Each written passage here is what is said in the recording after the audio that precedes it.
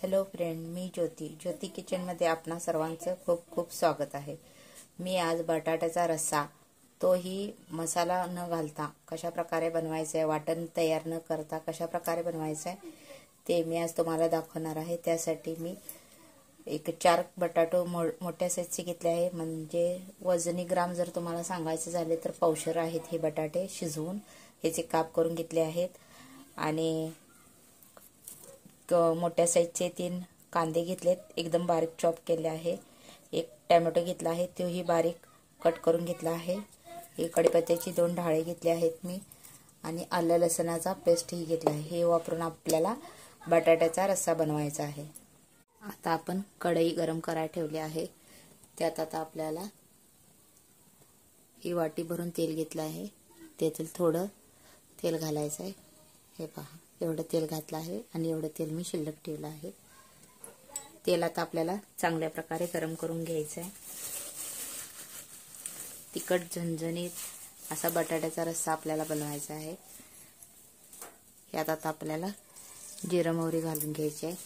चांगल्या प्रकारे ती तडतडली की मग कांदा भाजून घेऊ त्यात आपण।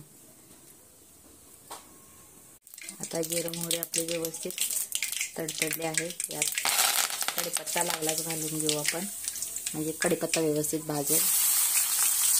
यात आता आपल्याला कांदा पहिल्यांदा भाजून घ्यायचा आहे व्यवस्थित, चांगला सोनेरी रंग येऊपर्यंत त्याला भाजायचा आहे। नंतर टोमॅटो घालून घेऊ आपण। आता कांदा आपला व्यवस्थित भाजत आला आहे। यात आता आपल्याला आलं लसणाची पेस्ट घालून घ्यायची आहे।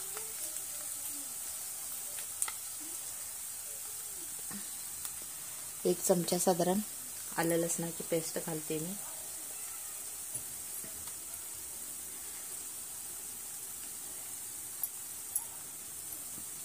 सात ते 8 पाकळ्या लसणाच्या आणि 1 इंच आल्याचा तुकडा हे घालून मी त्याची पेस्ट बनवली आहे। आता हे व्यवस्थित आपल्याला परतून घ्यायचं आहे।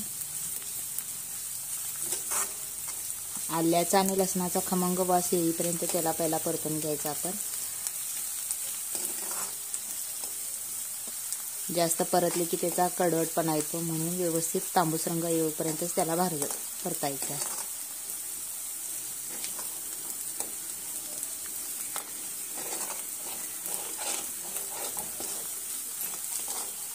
आता आपला आलं लसूण भाजून झाला आहे।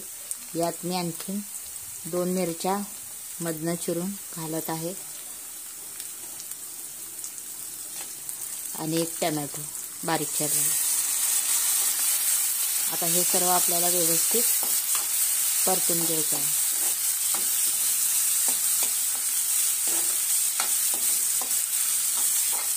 आता आपला कांदा टोमॅटो हे सर्व व्यवस्थित अशा प्रकारे भाजून झाला आहे।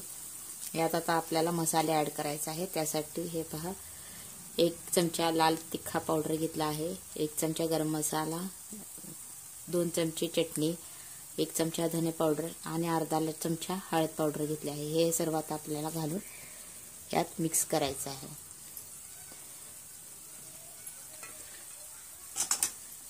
मसाले चांगल्या प्रकारे आपल्याला तेलात पहिला परतून घ्यायचा आहे।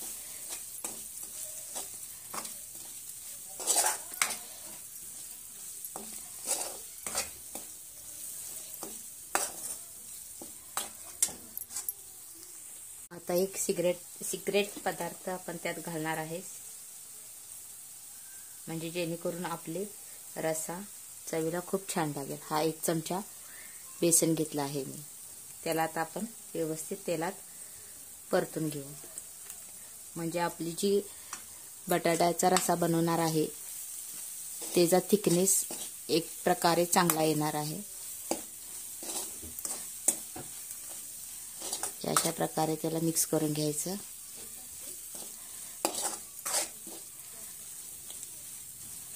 आता ह्यात आपल्याला गरम पाणी घालून घ्यायचं आहे।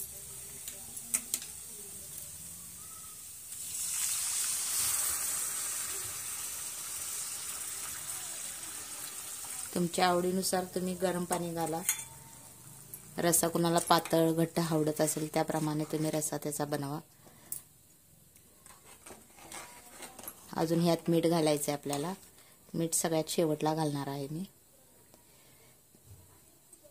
आता ह्याला एक चांगली उकळी येऊ देऊया आपण. रस्सा आता चांगल्या प्रकारे उकळला आहे. यात आता आपल्याला बटाटो काप केलेले घालून घ्यायचा आहे आणि सगळ्यात शेवटला ह्याच्यावर कोथिंबीर घालून घेऊ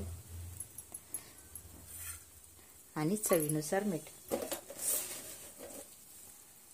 बटाटा आता आपल्याला रश्श्यात शिजवून घ्यायची काही गरज नाही.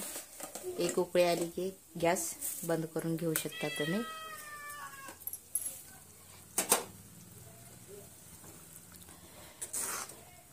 हा रस्सा तुम्ही पुरी भाजी सोबतही खाऊ शकता किंवा भातासोबतही खाऊ शकता. अशा प्रकारे हा आपला रस्सा, बटाट्याचा रस्सा तयार झाला आहे. ही रेसिपी जर माझी तुम्हाला आवडली असेल तर माझ्या चॅनेलला नक्कीच लाईक, शेअर आणि सबस्क्राईब करायला विसरू नका. आणि कमेंट बॉक्समध्ये या रेसिपीबद्दल तुमचे काय मत आहे जरूर कळवा. हे पहा, अशा प्रकारे तिखट झणझणीत असा आपला बटाट्याचा रस्सा तयार झाला आहे. ही रेसिपी जर माझी आवडली असेल तर माझ्या चॅनलला नक्कीच लाईक, शेअर, सबस्क्राईब करायला विसरू नका. आणि बिना वाटणाचा हा बटाटे रस्सा करून खाण्यासाठी ट्राय करा.